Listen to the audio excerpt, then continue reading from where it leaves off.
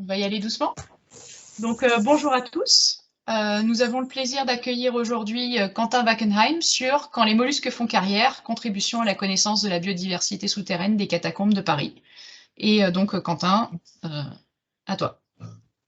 Eh bien, bonjour à tous. Merci de me donner cette occasion de vous présenter ce travail un petit peu singulier sur les escargots sous nos pieds. Si ça va être plus simple, je pense, de faire les questions à la fin, donc, mais n'hésitez pas à garder vos questions pour la fin de la présentation. Donc moi, je suis actuellement doctorat en deuxième année de thèse et je suis spécialiste des mollusques continentaux. Slide rapide pour me présenter un petit peu. À l'origine, moi j'ai un cursus universitaire qui est en archéologie et en géographie physique. Et ma formation en malacologie continentale, je l'ai fait en parallèle de mes études, en France et à l'étranger, sur le terrain et en laboratoire.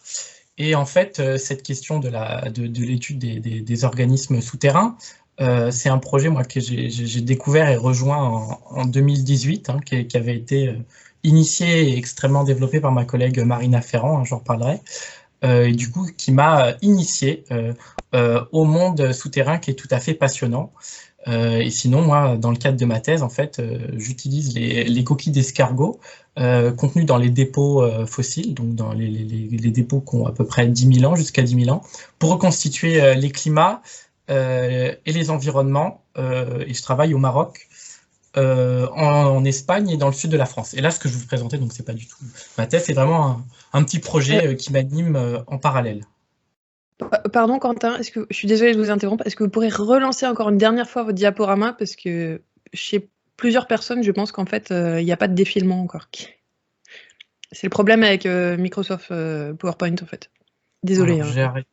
Non, mais il n'y a pas de souci, je vais arrêter le partage. Ce serait dommage qu'on ne voit pas l'ensemble des diapos. Merci. Et alors,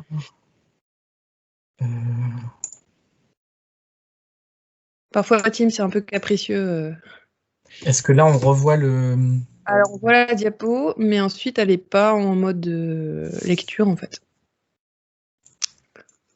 Ok, je viens de la mettre en lecture, là. Dites-moi quand c'est... Alors, chez moi, c'est pas le cas, mais peut-être que ça marche chez d'autres gens, mais ok. Est-ce qu'il y a d'autres bugs, là Chez moi, c'est pas en plein écran. Non, moi non plus.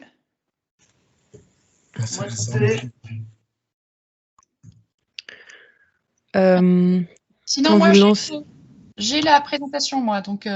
du coup, on va peut-être faire comme ça si ça bug le... Voilà. Si ça bug. Je vais décompresser et on va y arriver.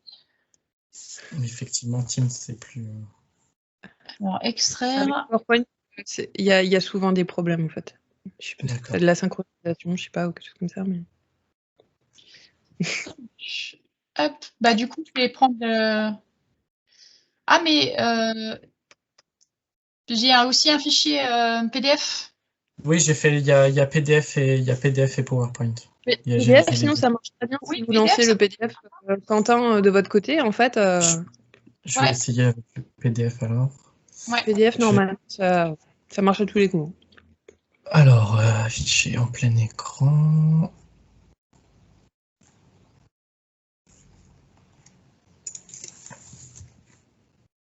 Hop, je vais relancer le partage.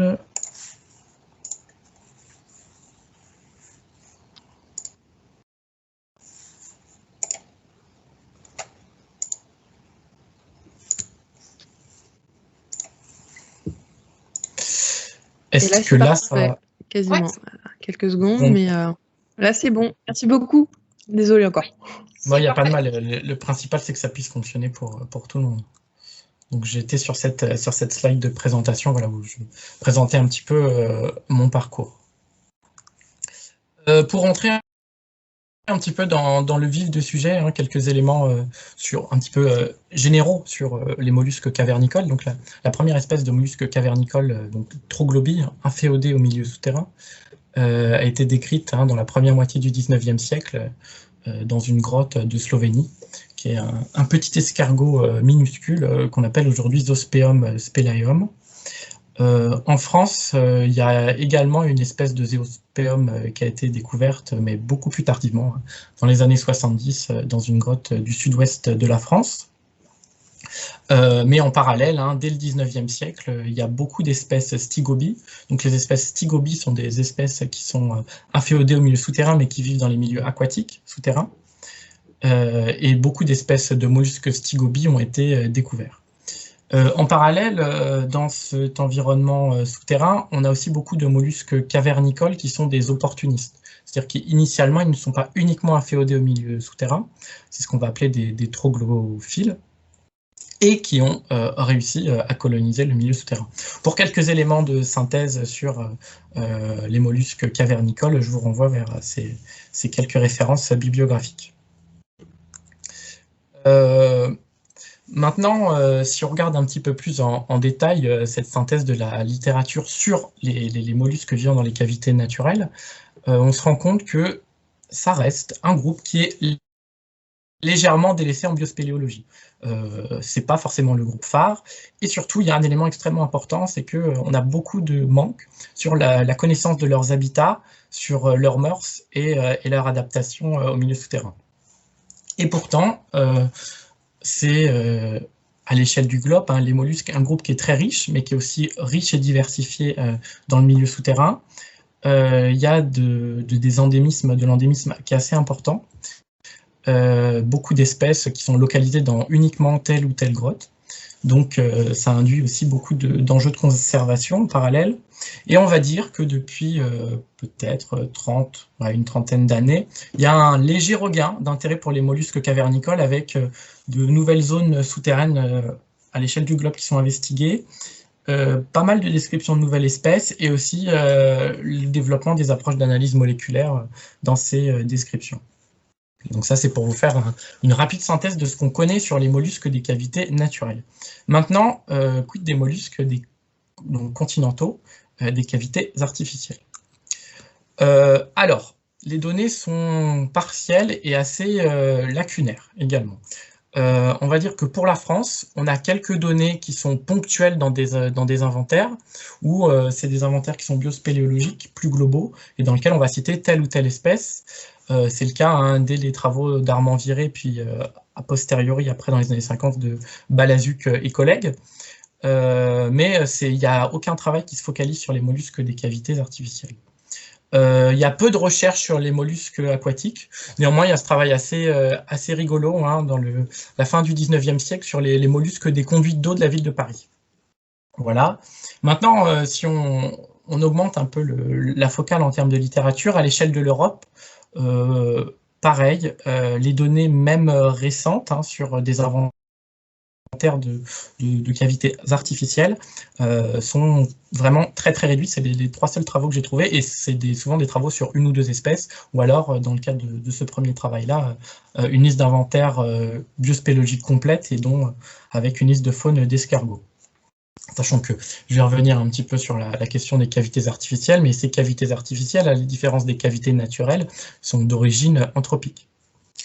On peut se poser la question de pourquoi cet intérêt relativement faible pour les mollusques continentaux des cavités artificielles. Il y a un postulat qui fait penser que la faune est potentiellement plus pauvre que dans ces cavités anthropiques qui sont modifiées par l'homme. L'absence de mollusques troglobies ou stygobies, voilà, cette question se reste là. Et globalement, ça c'est pas le cas que pour les mollusques, les cavités artificielles sont peu investiguées pour la biospéléologie. Il y a quelques études, mais c'est vraiment assez ponctuel. Et pourtant, quand on regarde et quand on s'intéresse un petit peu au fonctionnement des écosystèmes souterrains, à l'instar des cavités naturelles, les cavités artificielles sont aussi des écosystèmes favorables au développement de communautés biologiques, et notamment des mollusques. Et par ailleurs, la mise en place d'une cavité artificielle, donc ce creusement d'une cavité artificielle, ça favorise une fenêtre d'étude aux organismes, pour des organismes cavernicoles, puisqu'on va venir aller les chercher et on ne va pas forcément être dépendant des réseaux karstiques naturels dans lesquels ils sont investigués. Car quand on réfléchit aux organismes souterrains, il y a aussi beaucoup d'organismes qui vivent dans les micro-réseaux de fissures, dans les infractuosités de la roche, ou aussi dans des micro-karstes qui ne seront pas accessibles autrement. Voilà, quelques références sur un peu cet intérêt des mollusques et puis surtout des cavités artificielles.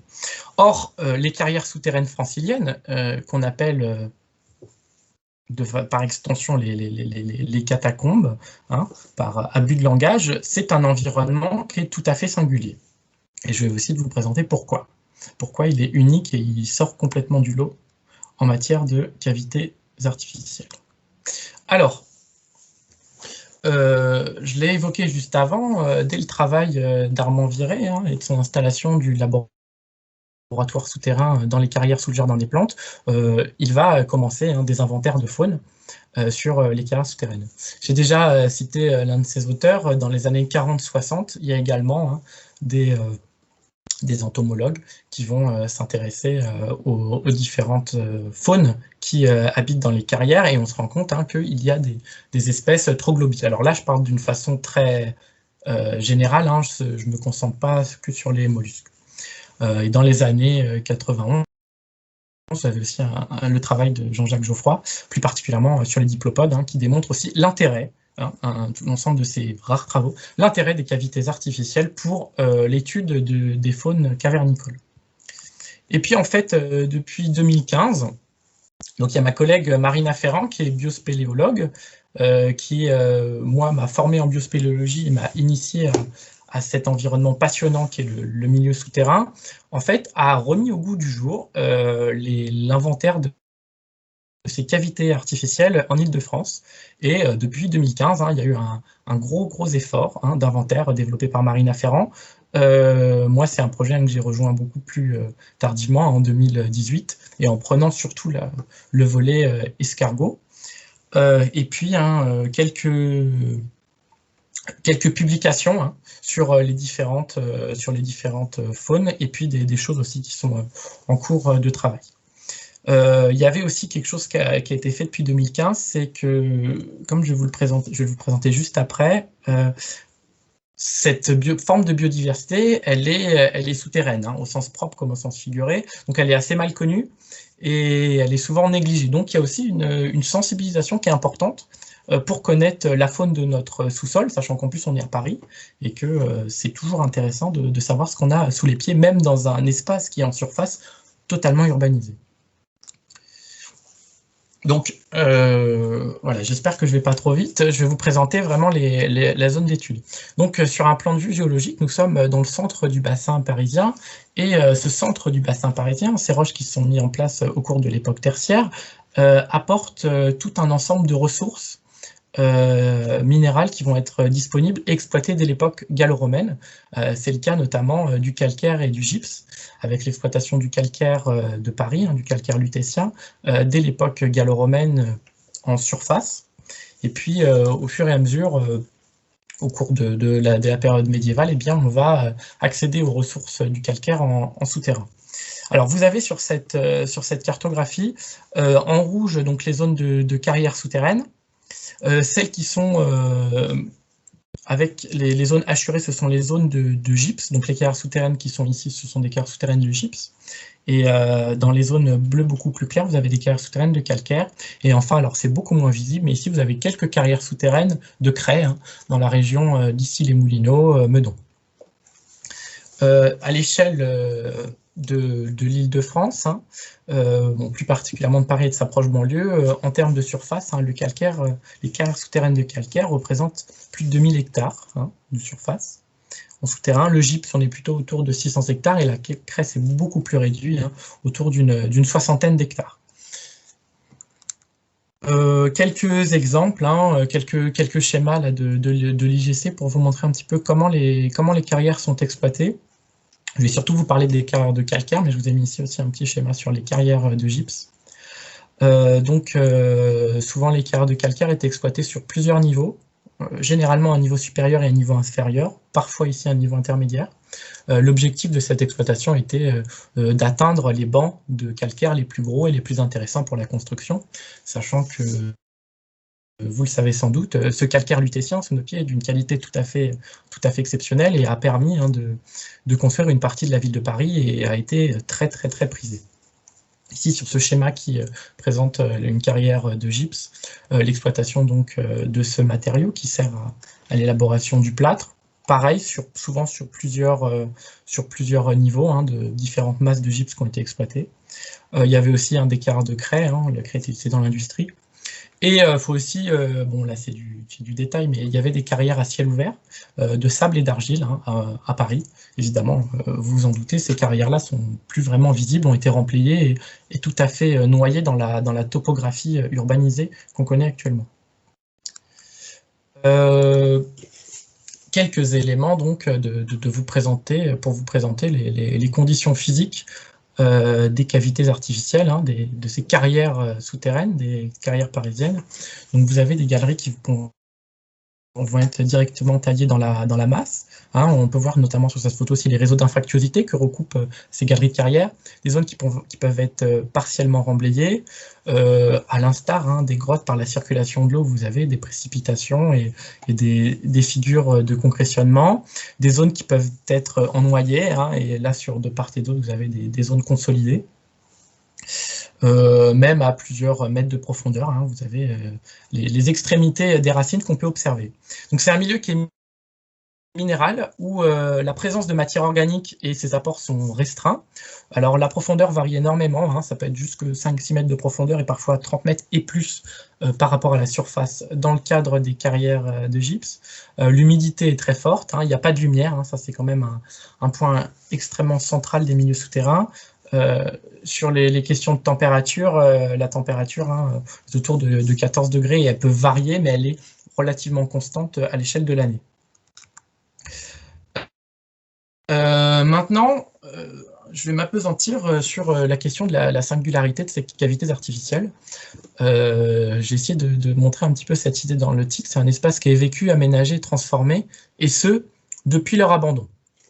Les carrières souterraines ont été un espace de prédilection pour la culture du champignon à Paris. Donc, en voici un exemple. Ici de champignonnières du 19e siècle, si je ne dis pas de bêtises, au début du 20e. Et puis là, des exemples de champignonnières un petit peu plus récentes. Aussi, il y a un point important, c'est pour ça qu'on appelle ça les catacombes, c'est que dès le XVIIIe siècle, on a un problème de la surcharge des cimetières parisiens, avec une augmentation démographique accrue. Ça cause pas mal de problèmes sanitaires et l'un des premiers inspecteurs des carrières a l'idée de déplacer les ossements des cimetières dans ces vides qui sont sous Paris et qui sont un espace tout à fait opportun pour pouvoir pallier le problème de la surcharge des cimetières. Donc vous avez ces anciennes carrières qui vont être remplies d'ossements et puis la création d'un ossuaire officiel en musée dès la fin du XVIIIe, que vous connaissez sans doute, et qui se visite toujours actuellement, l'ossuaire officiel des catacombes de Paris, sous la place d'Enfer Rochereau. Et donc, c'est un petit peu de ce fait, par la présence d'ossements, que par abus de langage, on appelle ça les catacombes, mais ce sont avant tout des carrières. La présence de ces carrières aussi, cet espace vécu, aménagé, transformé, eh bien, apporte des risques. Le calcaire et le gypse étant des roches poreuses qui sont soumises au mécanisme de dissolution par la circulation des eaux d'infiltration, eh bien, vous avez des problèmes d'effondrement qui peuvent être récurrents. Ici, un exemple d'une catastrophe dans les années 60 de Clamart qui a fait un certain nombre de morts. Et quand on regarde ici le plan de prévention des risques, vous avez ces zones de carrières souterraines qui sont manifestées. Voilà, alors bon, là ça passe pas très bien, il y avait une animation, mais donc il faut imaginer que, j'ai oublié de le présenter, mais en 1777, en avril, sous ordonnance du roi, la création de l'inspection générale des carrières avait pour objectif de pallier les risques liées à la présence de vide souterrain. Et depuis 1777, l'inspection générale des carrières, hein, qui existe toujours, avait pour mission la consolidation, l'inspection et la cartographie du sous-sol parisien, et en produisant des cartes très précises. Hein. Là, je vous ai mis un extrait de la carte sous le jardin des plantes, où en fait, voilà une zone de carrière, et ce que vous pouvez voir en rouge, ce sont des consolidations qui ont été établies par l'inspection générale des carrières, pour pouvoir maintenir le sous-sol, car en fait, un problème majeur s'est posé, c'est qu'on a étendu le tissu urbain de Paris au fil du XVIIe, du XVIIIe siècle, mais on a oublié que sous nos pieds, il y avait la présence de vide. Donc ça a créé des problèmes. Voilà, donc un autre élément pour présenter les carrières. Vous en avez peut-être entendu parler, donc Armand Viré avait installé son laboratoire souterrain dans la partie carrière du jardin des plantes, pour y effectuer des expérimentations et étudier la faune souterraine. Donc il y a un autre exemple de cet espace vécu. Au cours de la guerre, il y a la construction de beaucoup d'abris de défense passive et de bunkers. Là, vous avez un exemple de l'abri du bunker allemand sous le lycée Montaigne, où les Allemands s'étaient installés et avaient utilisé les carrières, et en parallèle, sous la place d'Enfer Rochereau, le poste de contrôle de la résistance, qui s'était installé en parallèle. Et là, un exemple juste d'abri de défense passive dans le 5e arrondissement. Donc cet espace des carrières a été utilisé vraiment pour différentes fonctions. En parallèle, il y a quelque chose qui est assez important et qui est central, c'est le phénomène cataphile, qui correspond à la fréquentation régulière et exploratoire pour des raisons festives, mais aussi d'aménagement, des motifs artistiques, et puis par goût et amour pour cet espace souterrain, de personnes qui sont passionnées par les souterrains. Et donc, ça se traduit par des manifestations artistiques, hein, en tout genre, de gros événements qui sont organisés.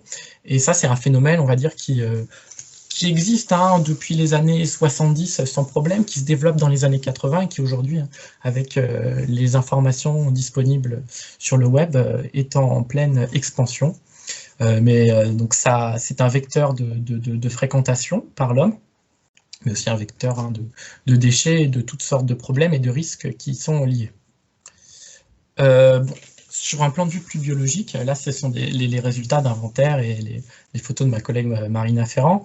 Ces galeries souterraines sont aussi habitées par toutes sortes d'organismes, des myriapodes au columbole, en passant par les coléoptères, les arachnides, les crustacés et des orthoptères également, et dont certains de ces organismes sont des troglobies. Si je fais un premier bilan pour vous de ce contexte, de cet état des connaissances sur les carrières, faut vraiment comprendre que c'est un espace multi-usage, multifonctionnel, et qui est empreint de l'histoire de Paris, mais aussi de traces de l'histoire qui sont encore présentes sous terre. Mais ces cavités sont aussi, comme à l'instar des cavités naturelles, sont favorables pour le développement des communautés biologiques. Mais quand on regarde l'histoire de la fréquentation des souterrains, ça en fait un environnement qui est singulier, qui est unique, où l'homme devient une part, un élément significatif de l'écosystème. Alors, maintenant, revenons à nos coquilles. Pourquoi étudier les mollusques continentaux des cavités artificielles? Je l'ai dit au début, beaucoup d'espèces de mollusques terrestres qui vont habiter le milieu souterrain, en général, sont des mollusques opportunistes. Or, dans un contexte où l'homme a un impact, enfin pas un impact, un poids, une marque très importante, ça peut être très intéressant de comprendre les mécanismes de colonisation et l'adaptation des mollusques, puisque vu que ces cavités sont artificielles, ces mollusques opportunistes ne sont pas troglobies et n'étaient pas présents auparavant. Du coup, la question un petit peu ligne directrice et sous-jacente, c'est dans quelle mesure l'homme peut-il ou va-t-il influencer les communautés malacologiques? Il y a différentes étapes d'objectifs dans notre travail qui vont d'abord consister à la description et à la cartographie de la distribution des espèces de mollusques dans le cadre de nos inventaires, mais une fois qu'on a cette donnée naturaliste, l'objectif c'est d'essayer de la comprendre, de la remettre dans un contexte plus global et de discuter ces aires de répartition, de caractériser un petit peu plus en détail la biodiversité et d'essayer de comprendre dans un environnement singulier où l'homme a quand même un impact qui est important, quels vont être les facteurs écologiques déterminants à l'installation, au développement des mollusques dans la carrière souterraine. En parallèle de ces objectifs naturalistes, il y a des objectifs qui sont de l'ordre sociaux, où, je vais vous l'expliquer juste après, on a développé une approche de sciences collaborative et participative, en incluant la communauté cataphile dans notre travail, et aussi dans l'objectif de sensibiliser tous celles et ceux qui fréquentent ce milieu souterrain à ces connaissances et à cette part de biodiversité. Bon, il y a aussi une question de sensibilisation des gens qui ne viennent pas forcément dans ce milieu souterrain. Alors, quelques éléments de méthodologie. Au regard de ce qu'on vient de dire, se pose la question de cette science underground est-elle compatible avec une méthodologie scientifique? Peut-on adapter un protocole scientifique dans un espace si particulier que celui-ci et avec toutes les contraintes qu'il présente? Déjà, il y a la question de la difficulté d'accès au milieu souterrain. Il y a peu d'entrées, il y a des zones qui ne sont uniquement accessibles par corde. Ça pose quelques difficultés. Il y a aussi des zones de carrière qui ne sont absolument pas du tout accessibles. Donc, c'est un petit peu compliqué. Vous avez, comme le présentaient les chiffres, une très grande zone à investiguer.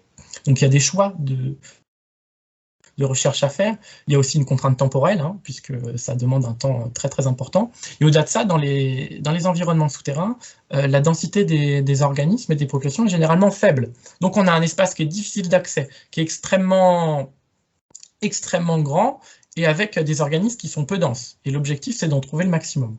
Donc, il y a aussi une autre contrainte qui peut arriver dans la question du biais de la recherche à vue, où on va favoriser des zones qui sont potentiellement intéressantes, et on ne va pas choisir de plan d'échantillonnage aléatoire dans le cadre de nos recherches. Néanmoins, dans le cadre de nos investigations, on a adapté des fois des plans de recherche aléatoires, où on a cherché dans des zones qui ne présentaient pas des caractéristiques potentiellement intéressantes, on a regardé ce qu'on y trouvait quand même.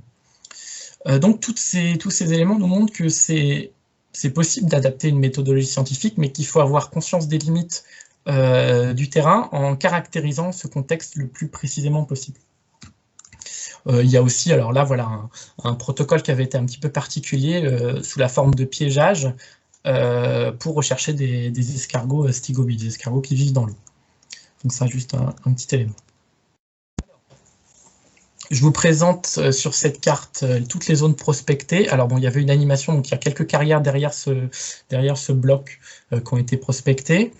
Donc on retrouve en rouge les carrières de calcaire, en violet les carrières de gypse et en vert ici les carrières de craie. Toutes les zones qui sont hachurées sont des zones dans lesquelles nous avons réalisé des investigations. Alors ça ne veut pas dire que nous avons investigué la totalité des surfaces, mais c'est-à-dire qu'il y a un nombre important de stations d'échantillonnage à chaque endroit où vous avez des hachures. Par exemple, beaucoup de ces carrières ne sont plus accessibles aujourd'hui, notamment les carrières de gypse que vous pouvez voir dans cette zone, ou sont totalement foudroyées. Donc c'est un petit peu compliqué. Au total, en termes de communes, on a surtout concentré nos efforts sur Paris, puisque Paris est une zone assez dense en carrières, et c'est surtout les carrières de calcaire, globalement, quelques carrières de gypse en Seine-Saint-Denis, et plusieurs carrières de craie à Meudon. Donc ça, c'est pour vous donner un petit peu voilà, depuis 2017, là où on est allé. Il reste encore beaucoup de zones à investiguer et puis éventuellement des zones auxquelles on doit retourner. Alors là, je vous présente la liste d'inventaire. Alors, je ne sais pas s'il y a beaucoup de malacologues, mais effectivement, ce n'est pas forcément des noms qui parlent aux non-malacologues, mais pour vous donner donc quelques éléments de commentaires, on a séparé d'abord ces mollusques eutroglophiles, qui sont les opportunistes, qui ne sont pas uniquement inféodés au milieu souterrain, mais qu'on peut les retrouver et ils arrivent à s'y adapter. Donc, principalement ici, vous avez des gastéropodes et deux espèces de limaces. Vous avez ici les trogloxènes qui, eux, ne peuvent pas vivre très longtemps dans le milieu souterrain, qu'on va retrouver dans le milieu souterrain, mais dans des zones un petit peu de transition, à proximité des entrées ou juste sous les entrées, mais pour lesquelles la pérennité d'une population dans le milieu souterrain n'est pas quelque chose de viable. Et puis, il y a la question d'un mollusque endogé qui, lui, est connu pour vivre dans le sol, dans les infractuosités de la roche, et qui a été aussi, du coup, qu'on a pu observer à plusieurs endroits dans le milieu souterrain. Ce qui nous donne un total de 7 espèces de troglophiles, un endogé et 6 trogloxènes pour la zone d'étude présentée juste avant. Quelques cartes de répartition dans l'objectif de produire un atlas. Voilà, donc ce petit escargot-là, qui est présent dans quelques carrières. Celle-ci, le Zonitoides arboreus, qui est un petit peu plus répandu, comme vous pouvez le voir, qui est la deuxième espèce la plus répandue. Ce petit escargot qui est uniquement présent là, dans un endroit. On ne l'a pas trouvé ailleurs pour l'instant. Un autre, pareil, toujours du même genre, un luisant qui est uniquement présent ici et qui aussi pose des problèmes de détermination. Le taxon le plus commun et le plus courant, qui est un escargot qu'on trouve aussi facilement et communément dans nos jardins, et qui s'adapte très très bien au milieu souterrain. La limace léopard, qu'on a trouvé à plusieurs endroits, et cette petite limace qu'on a trouvée uniquement à un endroit. Et enfin, 3 occurrences, dont dans les souterrains du jardin des plantes de Ceciloides aciculus, ce mollusque endogé, qui présente donc des caractères anophtalmiques. Il y a aussi des cartes de répartition des espèces trogloxènes, où là, c'est des présences qui sont beaucoup plus ponctuelles et à chaque fois à proximité des entrées, à l'exception de Cornu aspersum, le petit gris, qui lui est assez commun, qui est proche d'une entrée, il y a des chances de le trouver, qui est aussi une espèce assez commune en contexte urbain. Donc, si on fait un peu ce bilan des résultats, on arrive à compléter un petit peu les données d'inventaire, on peut produire cette cartographie. Tous les taxons qui ont été retrouvés sont d'ores et déjà connus pour avoir colonisé les milieux souterrains, à l'exception de Zonitoides arboreus, qui, dans la littérature, n'est pas mentionné comme potentiel escargot souterrain. Il y a un succès notable de la famille des Oxychilidae, du genre Oxychilus. Et en fait, ce qui est assez intéressant, c'est que parmi les escargots troglophiles, les espèces du genre Oxychilus sont carnivores, sont occasionnellement carnivores ou peuvent être aussi omnivores. Ils ont des fortes capacités d'adaptation, ces bestioles-là. Et le fait qu'ils puissent adapter leur régime alimentaire pourrait être une explication du succès de leur colonisation dans les milieux souterrains.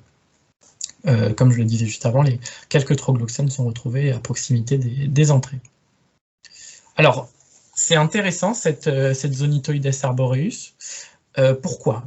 Alors déjà, il faut savoir que on ne connaissait pas du tout cette espèce en Île-de-France et à Paris. Donc il y a plusieurs populations qui ont été identifiées dans différentes carrières qui ne sont pas forcément liées, qui sont isolées. C'est la première mention pour ce taxon d'une présence souterraine. Et en fait, elle est très peu connue en France parce que c'est une espèce qui est introduite en France, qui provient des forêts des États-Unis. Et d'après ce qu'on connaît dans la littérature, en fait, en Europe et en France, eh bien, ce taxon est principalement localisé dans les serres. Et d'après mon collègue tchèque, il semblerait que ce taxon ne survive pas à l'hiver et ne supporte pas le gel.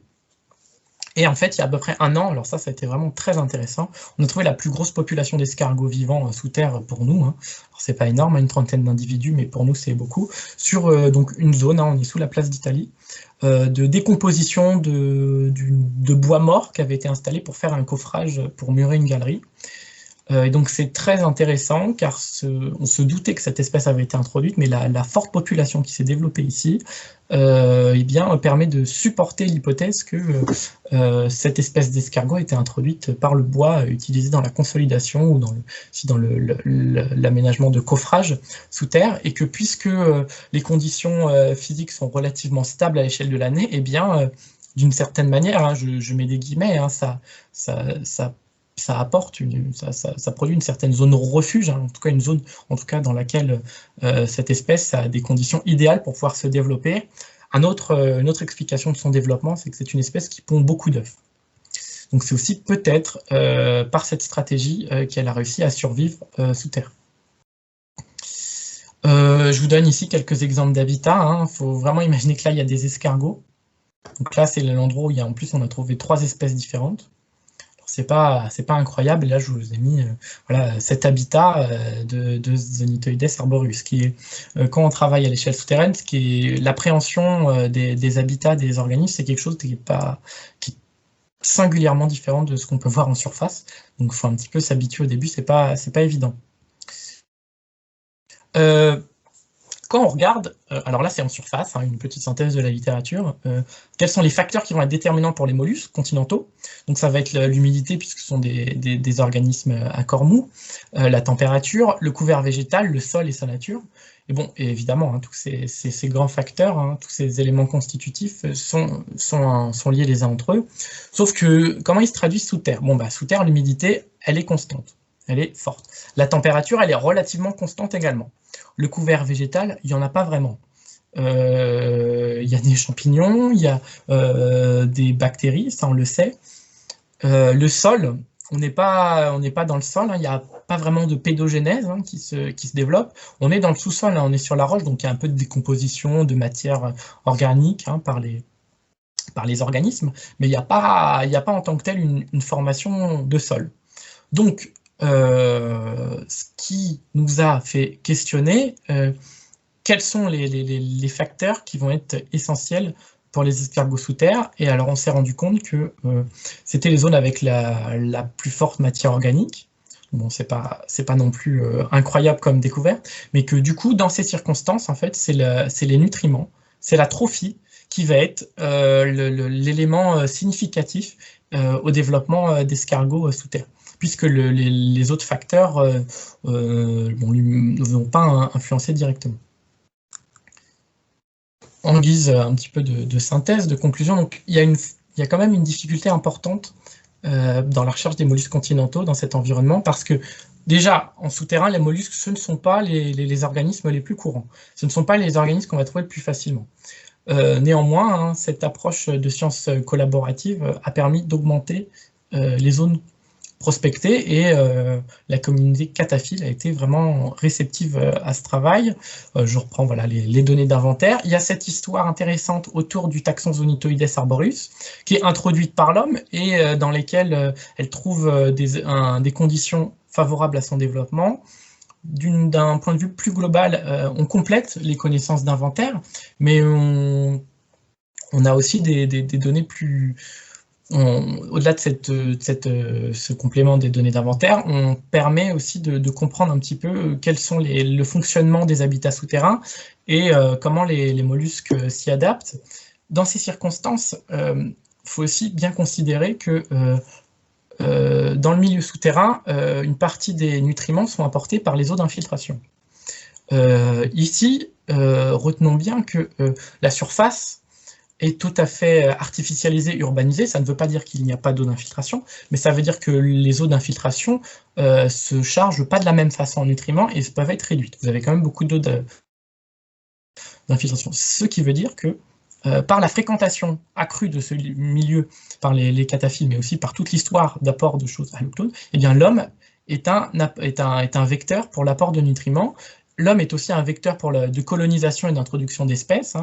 C'est le cas pour les escargots. Après, évidemment, tout n'est pas tout blanc. Par sa fréquentation, l'homme apporte aussi des déchets, des produits polluants et va dégrader les organismes, la qualité des écosystèmes souterrains. Mais du coup, ce qui est certain, c'est que ça nous montre bien qu'il faut comprendre l'écologie de ces environnements souterrains des cavités artificielles en comprenant leur histoire, leur contexte géologique, mais leur contexte anthropique, pour mieux essayer d'expliquer la biodiversité et la répartition des organismes souterrains. En guise de perspective, donc le travail continue. On réalise toujours des inventaires. C'est assez chronophage, donc on fait ça sur notre temps libre, donc ça limite aussi les périodes d'investigation. Il y a de nouveaux endroits qu'on cherche à inventorier. On avait réalisé en 2020 un stage de formation en biospéléologie, mais focalisé sur les faunes cavernicoles des cavités artificielles. Donc ça, c'était le premier dans le genre. On espère pouvoir en refaire un. Ça avait eu vraiment beaucoup de succès. Bon, c'est un peu compliqué en la période d'organiser des stages. Et là, on a beaucoup de données à notre disposition, donc on essaye de réfléchir un peu sur ces données et à publier. Il y a déjà des choses qui sont en cours.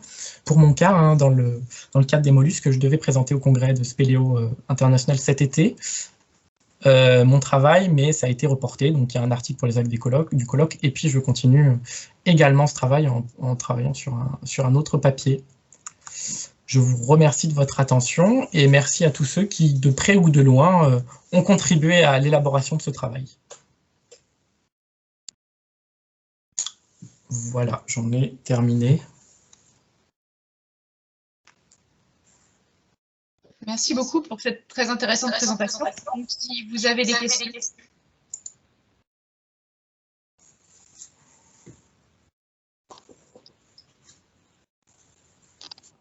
vous pouvez lever la main, juste commencer à intervenir, il n'y a pas de problème.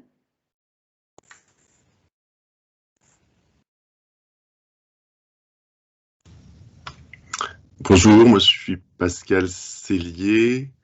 Je pourrais peut-être mettre l'image, ce serait plus sympa. Voilà. Je suis dans le MR 06. Non, je voulais, comme je suis archéologue, je voulais signaler qu'il y a pas mal d'études auxquelles vous n'avez pas fait référence, beaucoup d'études dans le contexte archéologique, malacologique, à la fois pour des problèmes environnementaux, mais il y a aussi pas mal de choses pour ce qui concerne les sépultures, en particulier les caveaux, pour savoir si c'est des milieux qui sont colmatés, pas colmatés, etc. Donc, qui sont aussi des milieux, on va dire, anthropiques, des hypogées, des genres de dolmens et des trucs comme ça. Voilà, donc ça, oui, il y en a vraiment pas mal depuis les années 50. Alors, je suis désolé, j'ai eu une coupure de ma connexion, donc j'ai dû rater le début de votre question-intervention.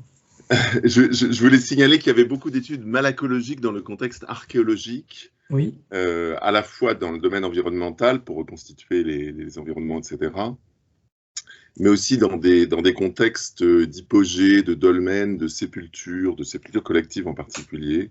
Donc, il y a des travaux de Patrice Rodriguez, de Nicole Limondin, etc. Et il y en a pas mal depuis au moins 30 ou 50 ans.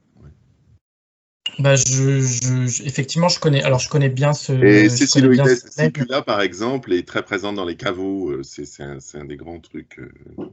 Il y a même un article de Georges, de Patrice Georges, qui est spécialiste là-dessus à l'INRAP et qui présente une répartition différentielle des céciloïdes dans les caveaux.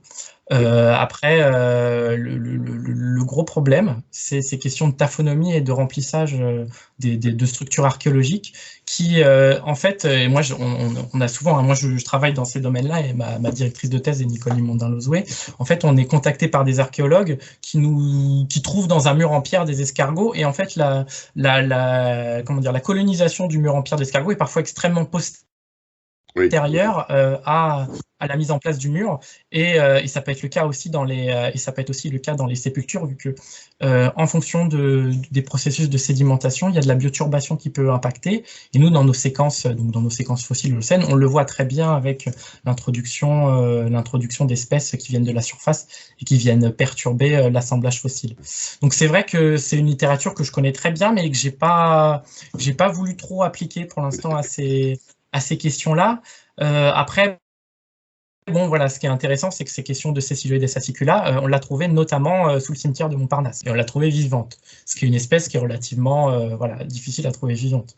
Donc, bon, c'est qu'une occurrence, je ne peux pas raisonner sur une occurrence comme ça trouvée sous un cimetière, mais effectivement, cette littérature, on la connaît bien et pour une profondeur plutôt temporelle, elle est assez intéressante à mentionner.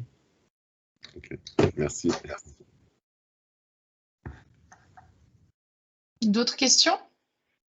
J'ai eu l'impression que quelqu'un d'autre voulait intervenir.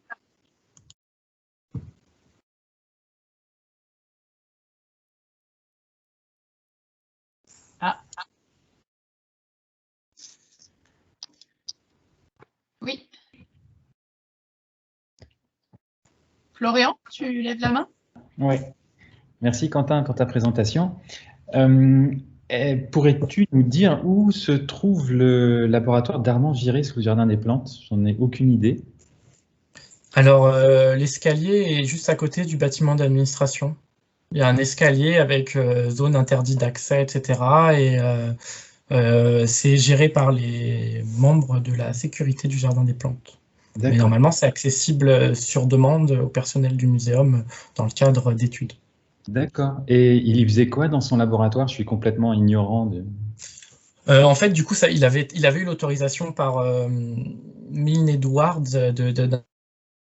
d'installer son laboratoire. Et ce qu'il voulait voir, c'est qu'il ramenait des organismes épigés de surface. Et il voulait voir si, à son échelle d'observation, il y avait des réductions de caractères physiologiques, notamment des caractères visuels, dans le cadre d'organismes souterrains, enfin en déplaçant ces organismes-là. Un peu sur cette question d'adaptation, mais aussi d'inventorier la faune souterraine. Merci beaucoup. Merci. Eugénie Carnero-Diaz? Oui, bonjour. Bonjour Quentin. Bonjour. En fait, à un moment donné, tu mets en évidence la présence de tes escargots avec une certaine flore, tu as dit. Il y avait une présence de végétation, que c'était ça qui était le facteur qui conditionnait le plus la présence des escargots. Et moi, je suis curieuse de savoir quel est le type de flore que tu as trouvé dans ces endroits-là. Alors, en surface, le couvert végétal est donc un facteur écologique déterminant. En souterrain, c'est un peu notre gros manque dans le cadre de notre inventaire, c'est qu'on n'a personne qui s'occupe des champignons ou de la flore qu'on va trouver sous terre. Donc en général, nous on va le trouver sur des morceaux de bois en décomposition. Et on n'a pas encore essayé de caractériser le type de bois qui avait été utilisé, mais ça fait partie de nos gros manques dans l'inventaire, parce que ça répond aussi à ce problème de biospéléologie, c'est que c'est entre guillemets quelque chose qui a été développé par des spéléologues, mais on a affaire à tous les groupes et on ne peut pas se spécialiser dans tous les groupes. Donc, on est parfois limité, et puis on a aussi certains groupes où il y a très peu de spécialistes, donc c'est aussi assez difficile. Donc là, j'ai pas beaucoup d'éléments de réponse à apporter sur la flore souterraine. Je sais, on a des photos, hein. Il y a beaucoup de champignons. On sait qu'il y a des bactéries parce qu'on voit parfois la prolifération bactérienne, hein, en milieu anoxique, mais on n'a pas en tout cas de beaucoup d'éléments là-dessus. D'accord, merci. Et du coup, est-ce qu'il y a encore une question? Sinon, moi, j'en ai une. Est-ce qu'il y a aussi des mousses? Parce qu'il y a peut-être des endroits où il y a un éclairage permanent pour des champignonnières, des choses comme ça. Et j'avais vu pas mal de mousses en visitant différentes, des champignonnières, des choses comme ça, très très près des éclairages. Généralement, ça commence à devenir bien vert. Est-ce que là, il y a des choses qui sont différentes d'ailleurs, ou du coup, c'est introduit par l'humain, hein, clairement?